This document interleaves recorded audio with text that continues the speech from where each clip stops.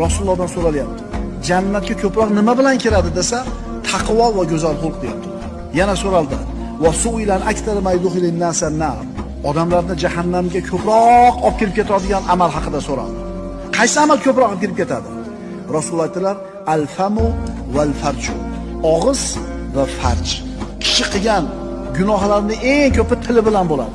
Tili bilan qilayotgan gunohi jahannamga olib kirib ketadi va mana shu farji zino dedilar Rasululloh sollallohu alayhi vasallam.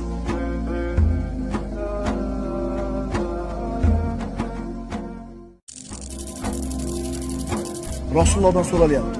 Jannatga ko'proq nima bilan kiradi desa, taqvo va go'zal xulq deyapti. Yana so'raldi.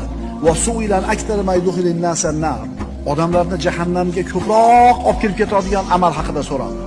Qaysi amal ko'proq olib kirib ketadi? Rasululloh aytdilar: al-famu val farju. Og'iz va farj. Kishi qilgan gunohlarning eng ko'pi tili bilan bo'ladi. Tili bilan qilayotgan gunohi jahannamga olib kirib ketadi va mana shu farji zino dedilar Rasululloh sollallohu alayhi vasallam.